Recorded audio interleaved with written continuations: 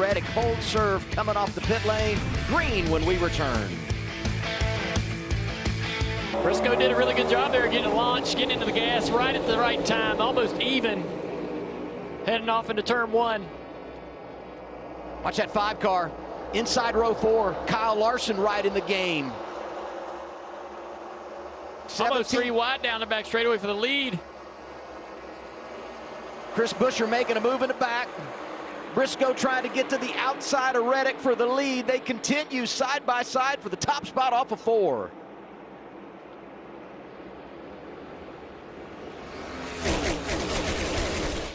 A little bit of side drafting for the 45 off into turn 1. Try to wrap tight around the bottom. He's clear. Going to drive up the racetrack, take away the air from the 19. Look how violent those cars are coming off of turn 2. His arc into turn 3 is really, really late, the 45. So it's hard to guess where he's going to go. He's going to run the bottom, the middle. Almost dirties up the air pretty good for the entry on the car following. Blaney, as we talked about, back in traffic because of the pit stop, and look at it back here. This is absolute chaos. Clean air is a joke. It doesn't exist. Up top, you see the leaders. We have a move for second with the 54 of Ty Gibbs. 3 wide on the bottom with Chase Elliott. We have action in the front and the back of the pack. 42, John Hunter Nemechek sandwiched in between those 2 Hendrick cars, Elliott and Byron. And all the Toyotas have found themselves up at the front of the field. You see Hamlin closing in there in 4th. We talk about the Toyota advantage, Dale, and I know that the speed is real, but it's execution as well. Remember the 11 gains 4, and that kind of breaks that wall, that barrier of traffic, and now here 4 of them are racing for the lead. Execution, name of the game. It's been there all season long for this 11 bunch. Look at Ty Gibbs painting the bottom of the racetrack. That left front tire, left rear tire right on the paint. The bottom of 3 and 4. It's a beautiful thing when your car can get down there and take advantage of that. Does it as well down here in turn 1 and 2. So hard to make passes on the bottom of the racetrack, but that's an advantage you have to use. If your left front tire gets off of the paint, if you get up even a foot off of that paint, it's much slower, almost a 10th or so a lap. Have it every year. Suarez unscheduled at the midway point here in this opening stage. Yeah, running 11th. Spire is this team now that's not shocking anyone when they run inside the top 10, top 15.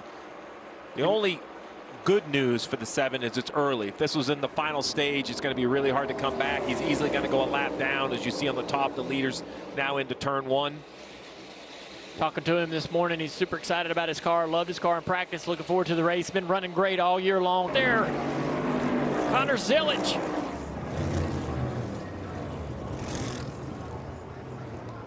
Cindric went for a ride. A lot of traffic there, nowhere to go. See the back of the race car. He slid with the back across the fence. Looked like he got in the corner, got loose, slid for a long time. I'm done. Sorry. Against the wall with the tail of the car up against the fence, and then down the racetrack. Connor Zillage comes by and collects him, and that's probably some terminal damage to the 88 as well as the 2. Yeah, it looked fine on the left side. I guarantee the right doesn't look as well. I think he caught him in the right half. Yeah, there you go.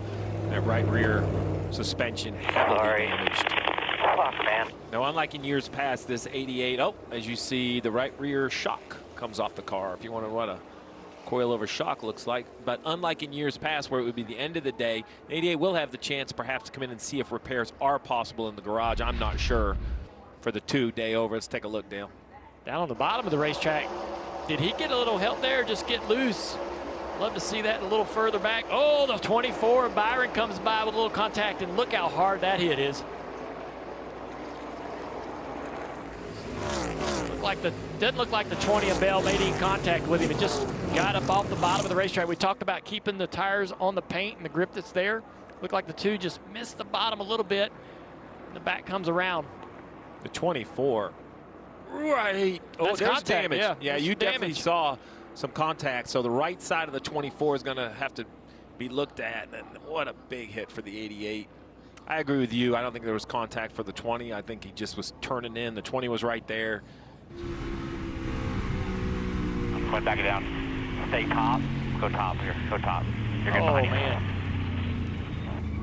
riding with Hocevar, and I was just thinking about the reaction on the spotter stand because there were so many other cars coming through, and well, there's a really good shot of it, the damage on the right side of the 24. When I was looking at the wheel, I could see the damage on the fender top, but the wheel itself doesn't look discolored. So sometimes if you unfortunately, just like your street car at home, these aluminum wheels, when you hit a curb, you know, they kind of get shiny. The right rear wheel doesn't look shiny or discolored where it didn't make contact. Body looks good. Yeah.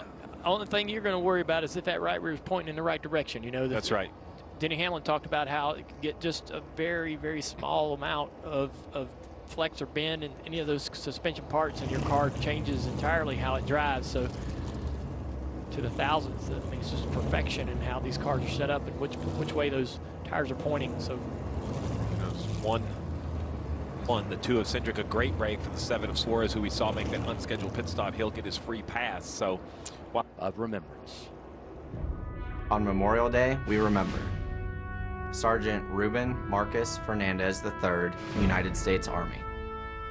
Private John Calvin Morgan, United States Army. Staff Sergeant Thomas Lazaro, United States Army. Sergeant Zana K. Kramer, United States Army. Staff Sergeant Matthew Ammerman, United States Army. Staff Sergeant Ryan Christopher Malm, United States Army. Your sacrifice is not forgotten.